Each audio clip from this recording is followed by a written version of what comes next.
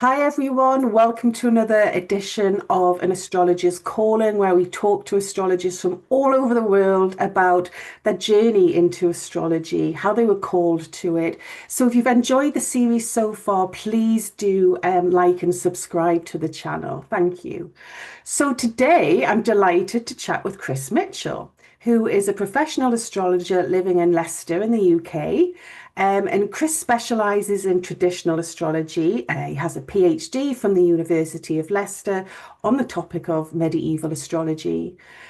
Chris is also a tutor on the MA Cultural Astronomy and Astrology course at the University of Wales, St David, and he's got a diploma in medieval astrology from Astrologos. Chris is actively involved in promoting and teaching astrology since around 2000, I believe, Chris. And he's on the boards of both the Astrological Association and the Association of Professional Astrologers International. And Chris has given numerous talks to local groups, but conferences all over, the likes of Europe and the US. And Chris is also an author of England's first astrology book, which gives voice to Roger of Hereford's judicial astrology.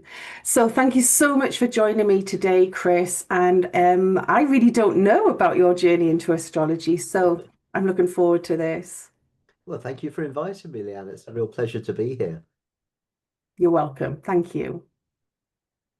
So, how were you called to astrology? How did it find you? Well, I've always been interested in obscure languages. I'm a bit of a geek, even when I was a kid. And for me, astrology sort of tied everything together because when I was a kid, my mum would take me out into the garden, point up at the stars, and point out various constellations. I mean, she wasn't an astronomer, not even an amateur astronomer, but she kind of knew her way around the night sky to the extent of there's the Plough, the Yeah. Big Dipper, there's Cassiopeia, there's Orion. So I got fascinated by stars and looking at the night sky and planets, of course. And I've always been interested in obscure languages. I remember at the age of about 10 being in the library, and in the adult section, they had a book on Egyptian hieroglyphics. I was really into hieroglyphics, and the librarian felt sorry for me and realised that I wasn't likely to take out any rude books from the library. So she actually gave me an adult ticket when I was 10. And I was really excited by this, so I was able to take this book home. And so when astrology came along, it's like, well, it's stars, it's weird symbols, it's a language in its own right, and it's slightly mathematical, which I was also something that fascinated me as a kid. And so it was a natural fit. Yeah, yeah, yeah. So, how did it progress further down the path from there as you moved into adulthood? Well, I was more interested in astronomy than astrology in the earlier days. And in particular, why did the shapes in the sky have the names that they did? Because some of them are obvious, like Taurus, the constellation of Taurus really does look a bit like a bull, but some of the others didn't. And I knew that the Babylonians had something to do with it, and they were obsessed with the number 30. So it made sense for them to divide the night sky up into 30-degree segments or 12 equal segments and say that looks a bit like a bull, so we'll call that the great bull, which they did, and we'll call that the twins, and we'll call that the crab. But I'm a Pisces sun, and I thought, why is Pisces this huge constellation? And it's supposed to be two symmetric fishes, and it actually looks like this, two symmetric fishes with an enormous loop on one end. When you take that enormous loop into account, it's 40 degrees roughly, and Aquarius is only about 20 degrees and always looked like a headless human to me. And I got a bit obsessed with this in when I was, I don't know, early 2000s. And I was trying to look into this and do a bit of research more into the astronomical side. And I was interested in the zodiac and where it came from. And I ended up, I'd already bought a book on astrology, but hadn't really taken it any further by a chap you may have heard of called Nicholas Campion. Yeah, I And think I've heard of the practical astrologer. him. So that's my only interest in astrology at that point, rather than astronomy. And when the internet was new in the late 90s, really, I posted on a group saying I was interested in this aspect of the the signs of the zodiac being unequal. And somebody said, "Oh, there's a guy called Nick Campion. You need to get in touch with him. He publishes Culture and Cosmos." And I was living in Bristol at the time, and it turns out that Nick kind of lived round the corner from me, which I had no idea about. So I emailed him, and well, I might have phoned him up actually, and I said, "Is there an astrology group in Bristol? Because I'm actually interested in learning a bit more." And he said, "There used to be." He said, "But I think they gave up being a group and became a school." And indeed, they had the Bristol School of Astrology. So I went along to one of their open days and just got hooked and did their diploma course and ended up teaching at the Bristol School of Astrology. And then my focus shifted entirely to astrology. But it's funny, of course, because there's been this Nick Campion thread running through my life since the 1980s. First of all, having bought his book, then contacting him to find out about the astrology group, then joining the AA where he was vice president, and then teaching on the MA course, Yeah. well, doing the MA course where Nick was the director and now teaching on it. So there's Yeah, definitely been a Nick connection there all the that way.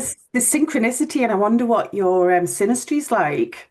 We're both Pisces and we're both Yeah, Libra moons. right. So The yeah, there res is a lot of synastry there. there's a resonance there, but there has to be something fated almost. Your paths had to Absolutely. cross like that. I wonder if there's a nodal connection there, or something like that. I don't know. Yes, yeah, Yeah. good That would point. be Yeah. really interesting, yeah. And that's fascinating. And it's interesting that you didn't come into astrology through one of the more common routes, which was the interest in sun signs and horoscope columns.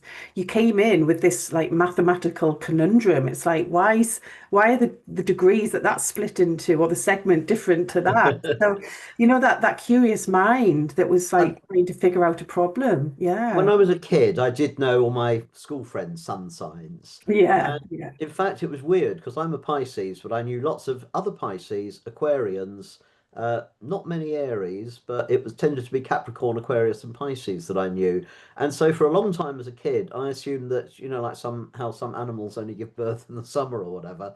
Well, I assumed that like humans were born in the winter and spring because I didn't meet a Leo until I was in my late 20s. Wow, And that's that's really weird, isn't it?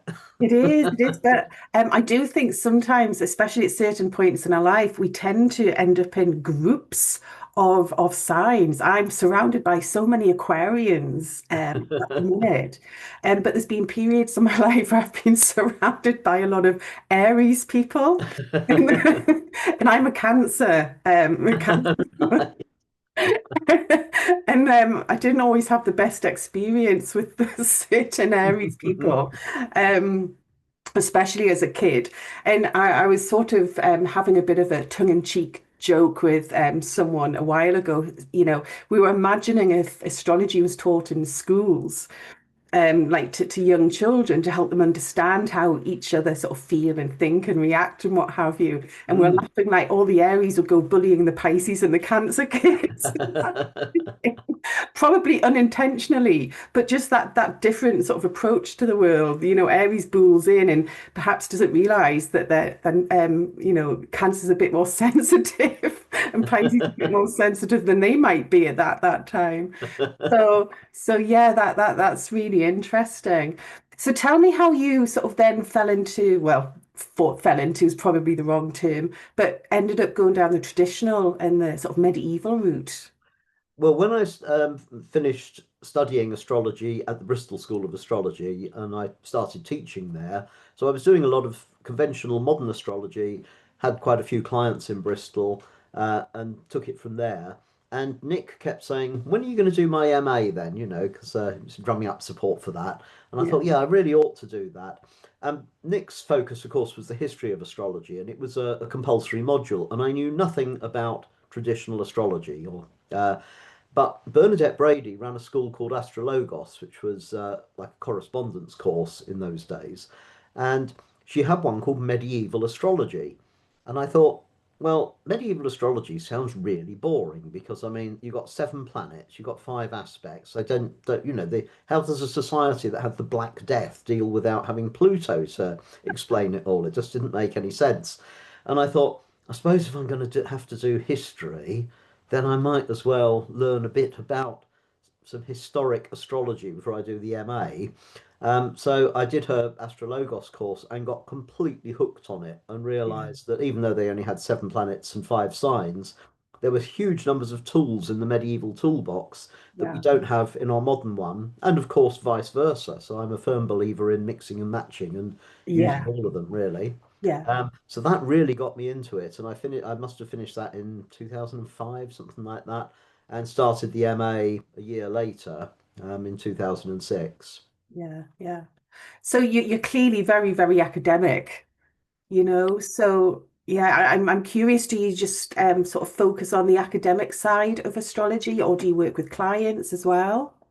I did work with clients using mostly modern techniques in Bristol and then incorporating some medieval ones Yeah. once I knew them. But I then, when I moved to Leicester, because we didn't have Zoom then, this was pre-pandemic, so I moved to Leicester in 2012. Yeah. I didn't have any clients because they were all in Bristol, and I wasn't really interested in doing written consultations and phone consultations. I thought there was a bit of magic about somebody being in the room with you. Yeah.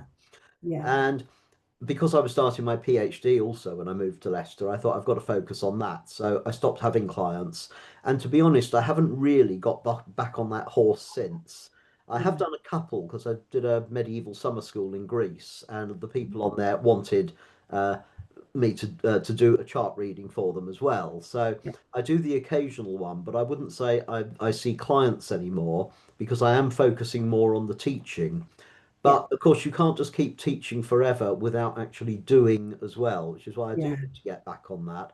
But I am more at home on the talking about it and teaching the history of where our art comes from, Yeah. because I'm always a little bit nervous that you can have self-fulfilling prophecies as an astrologer. If you say to somebody, "Oh, well, look, you've got Saturn Uranus conjunction coming up on your descendant. Is everything okay with your relationship?" Everything might Yeah. be fine with their relationship. Yeah. You suddenly plant a seed in their head and then it isn't. And it's like, well, that was your fault. Yeah. So Yeah. that's always worried me about client work. Yeah, I think there's that is a potential danger, if you like, with astrology, the language or terminology that you use, what it can trigger within someone. And Mm, I'm a firm believer in that we shouldn't be calling planets bad.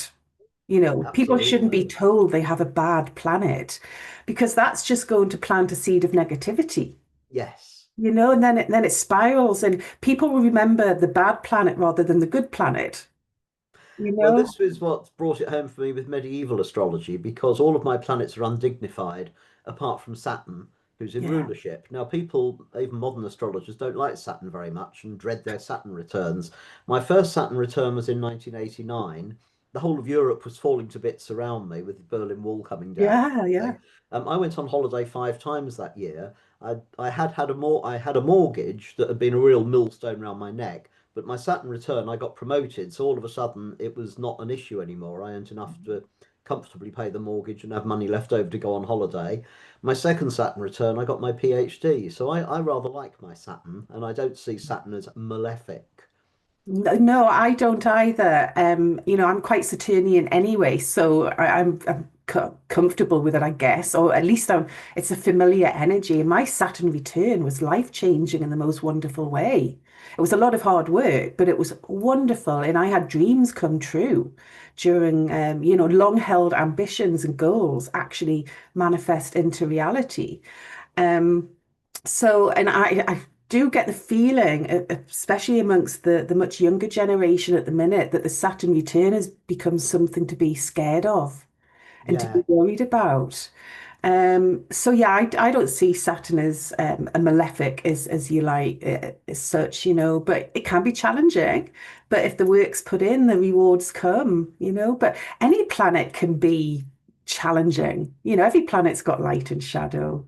Well, I think a very salutary lesson to me was a friend of mine who, in the 80s, took up learning astrology and went to an astrology evening class. It wasn't, she hadn't intended to take it up formally or anything like that.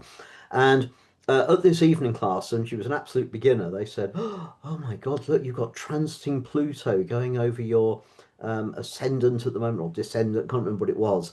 And they were saying, "So, has somebody in your family died? Have you had a divorce? Is your and she got really quite scared by this, understandably, and she went, "No, absolutely nothing's changed. I mean, the only difference in my life in the last 3 years, which has all been pretty stable, is I've Yeah. decided to come along to these astrology evening classes." Well, Yeah. now astrology is her life. So Pluto did plant a seed, Transform. Mhm. but it wasn't a traumatic seed, and she hadn't even noticed that the seed had been planted. You don't do you plant a seed, and it's a little while before you see the green shoots. Yeah, it's really Um, interesting that you brought the subject of Pluto up because I was doing a lecture on Pluto last night, Pluto transits. mm, And I was saying, like, with every transit, there's potential for challenge, but there's potential for empowerment, especially with Pluto. And mm, I threw out a load of examples where people had had incredibly successful or transformative or empowering times in their life. You know, Stephen King wrote Carrie and had it published when Pluto was on his Venus in the third house. And that launched him into the like superstardom as a horror writer, didn't it? And of course, the absolutely. money would have come pouring in after that, Pluto on his Venus. And, you know, to write a horror novel, you need some Pluto, don't you? Come on. Yeah, absolutely. So, and again, I was discussing with people, you know, Pluto to the moon, Pluto transit to the moon. People Mm, can renovate their house. They can purge the mm, house, move house, renovate, all those sorts of things. But on the same level, you know, at the same time, there can be like an emotional purging because when you're clearing out your house, you're clearing out the past, clearing out memories. So, no, Pluto doesn't always mean someone is going to die or something terrible is going to happen, you know? So we need to balance things, don't we? absolutely. Yeah, yeah. So, what would you say astrology's brought to you on a personal level?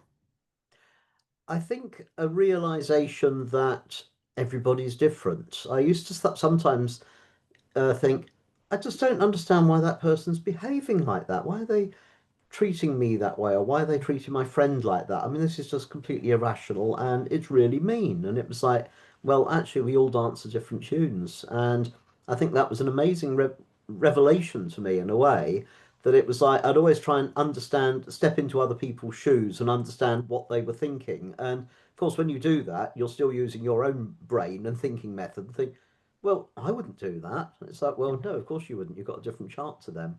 Yeah, yeah, absolutely. So I think that insight and that awareness, yeah, I think that definitely helps with the way you navigate relationships and you know connections with people, without a doubt. And it has to bring a certain degree of tolerance, I think, as well. You know? Yes, yeah, absolutely. And I go back to the Aries thing when I was a kid. All the Aries, the other kids who were Aries who bullied me.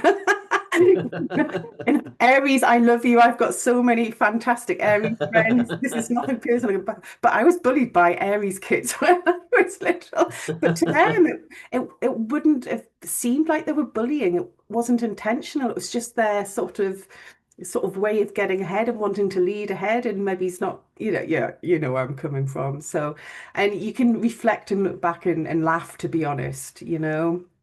I've Um, got some Aries friends, but a great way, as I'm a Pisces, a great way of bringing them down to size is to take out a star map and say, you see this huge, bold, sprawling constellation here? That's Pisces. Now, can you spot Aries? And they go, no. And you say, you see those three very faint dots next to it? That's you, that is. you're not the center of the universe. No, no disrespect to Aries. This is all very tongue in cheek, you know. Like I say, every sign Absolutely. has its pros and cons, definitely. Um, So, do you have any sort of interesting astrological stories, whether it's a funny transit story or just, you know, one of those stories where the synchronicity is just like incredible? I mean, the Nick Campion one living around the corner is pretty cool, isn't Yes, it? absolutely.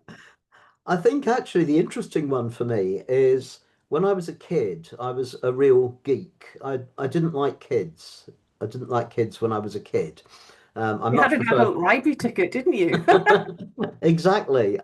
So when all my friends were like playing, kicking footballs around and climbing trees and so on, I'd be stuck in a museum or a library or something, and everyone used to say, "Oh, poor Chris, he's all by himself, just stuck away in this library while they were out having fun." But I was having fun. I absolutely loved it. I loved libraries, and I still do, and I love museums and things like that. But I realised later, of course, I was having very Saturnian fun. I was born middle aged. I was listening to Radio 4 in my mother's womb, literally, and and ever since then I've been, as I say, born middle aged. So I have Saturn in the fifth house. So I was having lots of fun when I was a kid, but nobody else could see it because it was fifth house is fun, and I was having Yeah, Saturnian fun.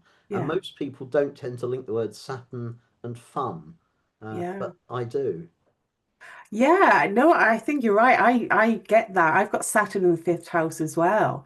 And I throughout my life I've had to turn my hobby into a career, type thing. But again, I was one of those, I was a child quite happy in my own company at times. Mm, And I used to love teaching myself stuff, got Saturn in Gemini.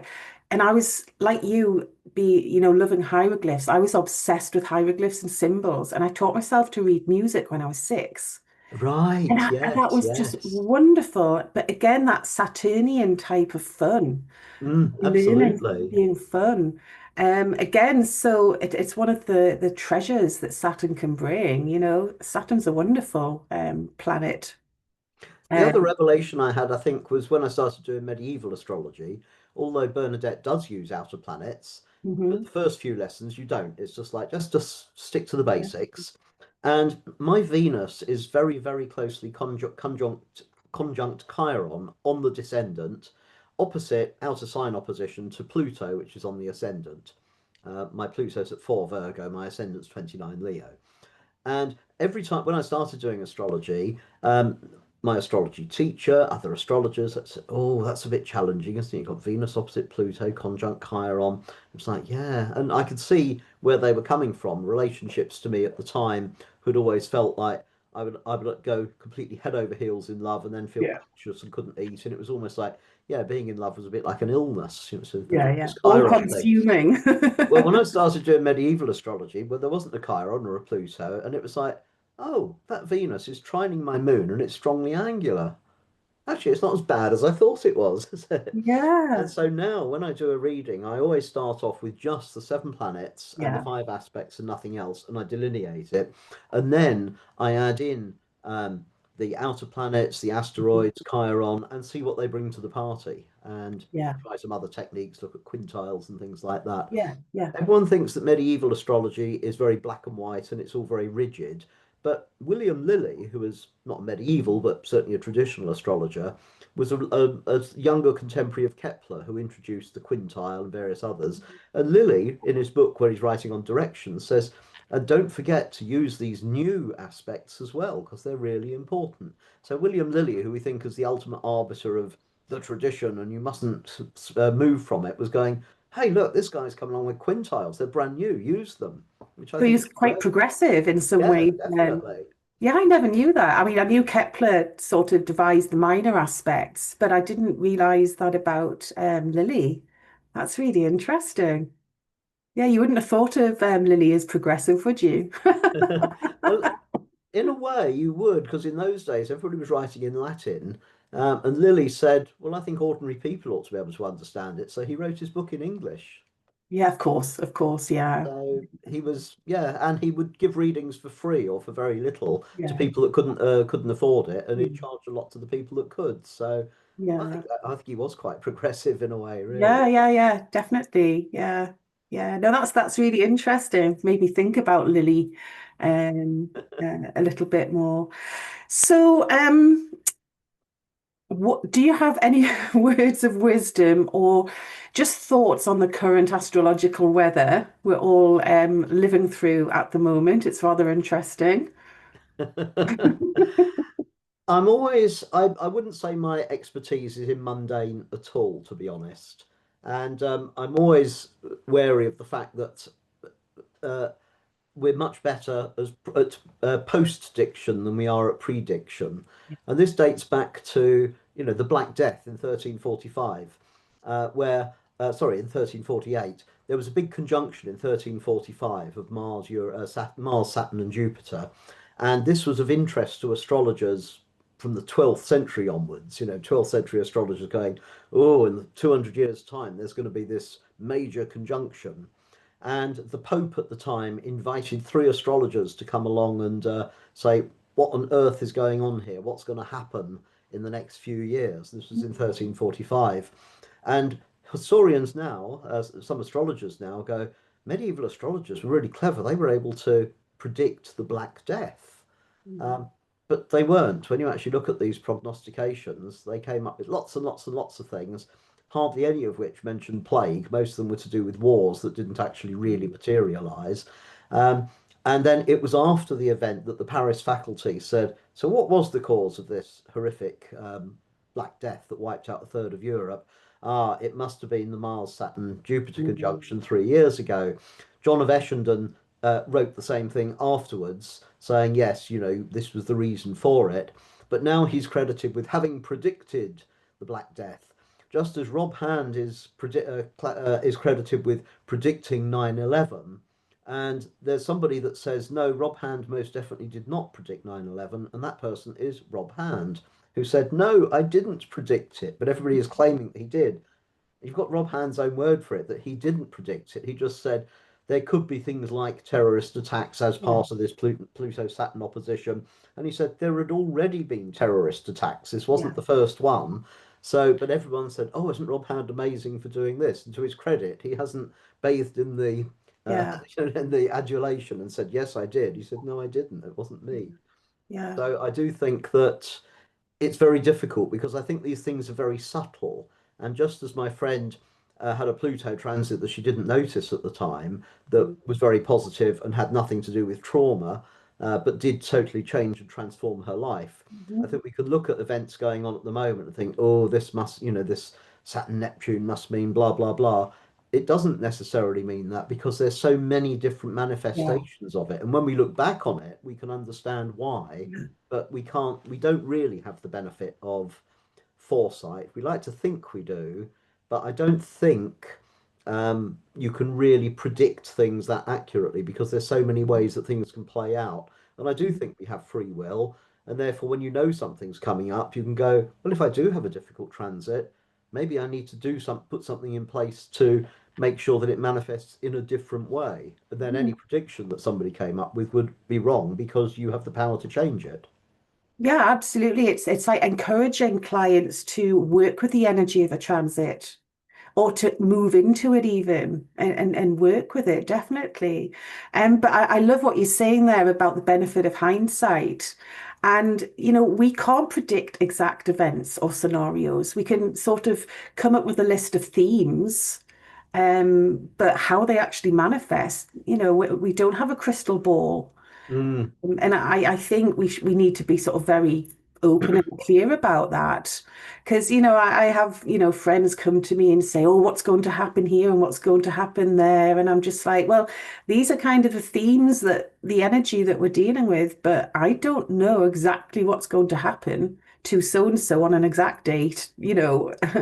Um, so yeah, but I think the reflection and the hindsight that's really fascinating. And it's one of the things I love about astrology. I love doing the historical research on the outer planet cycles, the Jupiter Saturn mutations. Because what we learn just with that hindsight, we can apply and say, well, this is what yeah. happened last time, similar themes, but they might not be exact because you can't just take one cycle in isolation because there's other cycles going on at the same time that are going to add color and nuance, etc.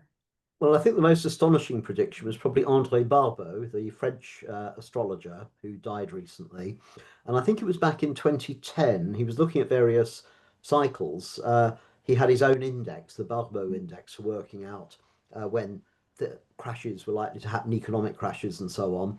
And he actually wrote in an article in the Astrological Journal that 2020, and remember he was writing this 10 years before, would see a major area and could indicate a pandemic. which Yeah. was a very specific and very shocking and accurate prediction. But by the time he published his book 3 years later, he'd toned it down a lot, obviously thinking, oh, actually, no, that's far too specific.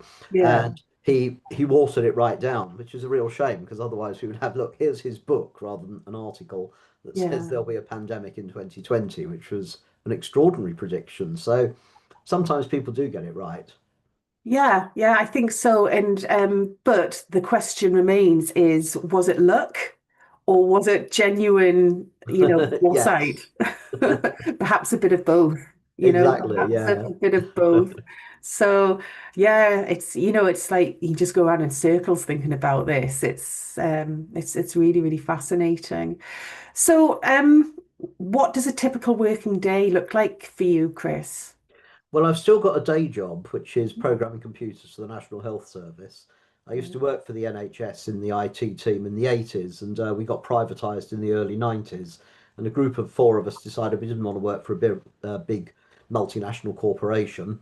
So we set up a little consultancy thinking, oh, well, we might have a year or two's business from the NHS picking up little crumbs here and there until we have to go and find a proper job.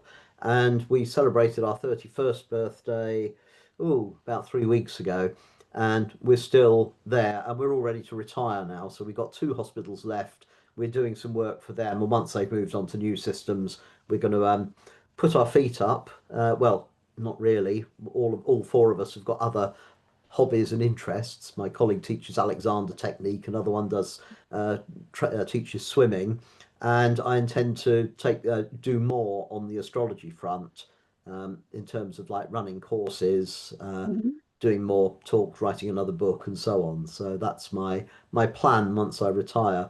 But of course, the day job's quite interesting because my first degree was in mathematics and computing. I became a computer programmer and discovered that that was enough to pay the more than enough to pay the bills, which was great. And it also meant that it funded my MA and my PhD, which then allowed me to wander around ancient libraries looking at ancient manuscripts on parchment and so on. So I have a lot to thank my day job for, really, because it's actually been able to fund my interest in astrology and mean that I can actually do it quite seriously. Yeah, yeah, it's very Saturnian, isn't it? And I was just thinking, well, there where you said the company just celebrated its 31st birthday, so it's had a Saturn return. So there's so much Saturn through this conversation. If you looked at the company's chart, you'd say this company doesn't stand a chance. Yeah. It's basically there is, I think it was found, it had a Libra sun. That's the only air sign in it. Everything else is water. But we founded the company because the four of us had just gone on a holiday and we were paddleboarding and surfing on a beach in Polzeth. So the company was actually founded, or the concept of the company was actually founded sitting in a tent on a beach in Cornwall. So I think all that water really does make sense. Yeah, And as a absolutely. business, any financial astrologer would say, well, this is a rubbish chart. Yeah. And it is because we're rubbish capitalists. I mean, it's just that the first contract we had, the hospital called us in to demand to explain our quote. And we thought, didn't think it was that expensive. And the reason they called us in was because our quote was about a tenth of what the Yeah. second highest quote was from. It's like, well, how can you do it for that price? It's like, well, we did write the original system when we worked for the NHS. We know what's involved, and we haven't got 13 layers of management. So Yeah, yeah, yeah, yeah. Well, that's really interesting, isn't it? So, before we finish, Chris, have you got any interesting or exciting projects, plans coming up that you'd like to share? um, I did do a summer school in Greece for Joanna Watters, Hmm. 2 years running. Did it last year and the year before. Last year, the flights were really, really expensive, and they'd had 40-degree plus temperatures in Greece, and everybody there was a bit frazzled. By the time we Yeah. got there, it had calmed down a bit. But I've kind of got the bug for let's do run some courses in medieval astrology in my Hmm. case. But I think the other thing I'm interested in is this revolution that's happened in astrology because I remember Bernard Eccles writing a paper in 2000 saying why astrology was dead. Remember, he's a, a very well regarded astrologer. Yeah, yeah, And I've sympathized because my first ever astrology conference was the AA in 2002. I was 42 at the time and I was the youngest person there, more or less. And I thought, well, if this is the demographic of astrologers, there aren't any young astrologers. It's just going to die out in the UK yeah. at any rate. And then all of a sudden, we suddenly saw millennials getting interested in it. Hmm. And it wasn't a flash in the pan because then all the subsequent generations have also Hmm. been interested in it. And a lot of people of my generation decry this and go, oh, they haven't been through a proper school and they haven't done this and they're all just pop astrologers. But most of us did get interested in astrology by looking at sun signs and nothing Yeah, else. These days, these young people that are interested in it have got apps that tell them their rising sign and their moon sign and give them much more relevant daily horoscopes. And yeah, yeah, there's millions and millions of them, and most of them won't take it any further. But tens of thousands will take it further and do courses and things, and they're the astrologers of the future. So I actually think that the future is really bright. And yeah, you can't, bring astrology down to a 45-second TikTok, but you can get some interesting concepts over at a 45-second TikTok.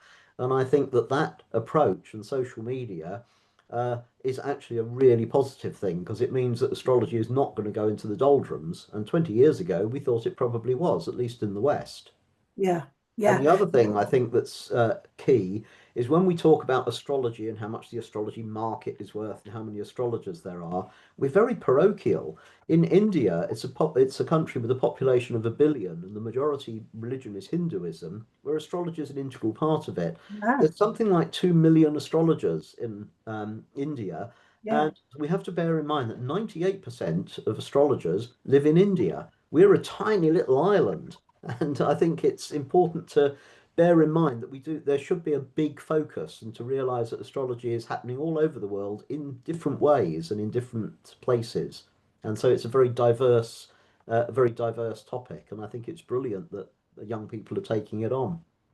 yeah, I absolutely agree. I was talking to a young family member a year or two ago she's in her early 20s, and she's quite fascinated with what I do. And she wanted to look at her chart with me at a family gathering. So I pulled her chart up and I was like, there's your Pisces sun or whatever. And she went, oh yeah, I know about my rising sign. I know about my moon. I know about it Yes. already. Um, but it's the internet, isn't it? There's Yeah, yeah, this access to a universe of information at our fingertips, you know? absolutely. Yeah, yeah. I do always try and caution people to be a little bit discerning about Yes, what yes. what they read. There's some fabulous information out there, but there's some equally less fabulous information, and there's a lot of regurgitated stuff as well, you know. Yeah, yeah, Um, absolutely. but if I'd been, perhaps when I was 20, if the internet had been around and I'd sort of started going down the astrological route then, if I'd had access to the internet, oh wow, I would have just been sort of lost going. Even now when I'm doing research for a talk or a sort of article or whatever, I go down rabbit holes. I just love all the research. And then, after an hour, I have to pull myself back and like, what am I actually meant to be writing on? You know? Well, we're lucky because we can do chart calculations in seconds Oh now. yeah, So yeah, if you give a talk, you could do 12 different charts. 30 exactly. years ago, you couldn't really do that. Yeah, We got people like Alois Trindle to thank for that, who developed the Swiss ephemeris. yeah. It's not only in use in all the expensive commercial software that we use, but in things like Astrolog, which is completely free Hmm. software. And Yeah. so anybody can do it. And I remember teaching chart calculation was a bit of a stumbling block for some astrologers who Mhm. didn't feel that they had the right aptitude for figures and that used to throw them and sometimes put them off and go, no, astrology is too complicated, and they'd only done lesson one. So Yeah. now you don't have to worry about that. You can knock up a chart. I mean, I still think it's a useful skill to have, but Yeah. Yeah. it's not essential. You can do astrology using your software to draw up charts. Oh, absolutely. I think it's important that anyone setting out to study astrology should at least understand how the chart is calculated. Yeah. Um, but yeah, when I first started, I was using astro.com. You can do Mm, everything on there, progressions exactly. and all Yeah. sorts of Yeah. charts. It's absolutely wonderful. And I actually use that right through my Mayo diploma. And I Mm, remember when I actually got Solar Fire, Wendy was like, "Have you been using astro.com all this time? How on mm. earth did you do that?" And I'm like, "Have you seen what astro.com can do for free? It's incredible. It's It an really is incredible amazing. And of resource." course, he also runs Astro Data Bank now, Yeah, after yeah, Lois Rodden died. And that's completely free of charge. And yeah, Alois spends something like 25,000 euros of his own money making sure that Astro Data Bank is the gold standard. So yeah. we have a lot to thank people like Alois for, I think. Oh, It's absolutely. transformed how we all do astrology. Yeah, yeah, absolutely. And when I have new students and they're like, "Oh, what software should I get, etc." I'm like, "Please do not worry about investing in software at the minute. Go to astro.com. Absolutely, yeah. Get started on there first, and then further down the line, if you're going to do this a bit more seriously, then invest in some software. So yeah, we're very lucky to have astro.com. Very lucky. This podcast is not sponsored by Astro.com, by the way. No, definitely not. Although we might have to tag him in. We'll tag him in. So, anyway, Chris, that's been absolutely wonderful. I've loved chatting to you. And yeah, the last time I saw you was at the AA conference back in August, which is what, 2 months ago now? Yeah, doesn't time fly? Yeah, it's yeah, it's quite scary. So yeah, again, thank you so much, and I'm sure everyone will love everything that you've shared there, and no doubt we'll speak soon. Okay, Well, take thank care. you very Thank much, you. Leanne. Take Bye care. bye. Bye Bye. bye.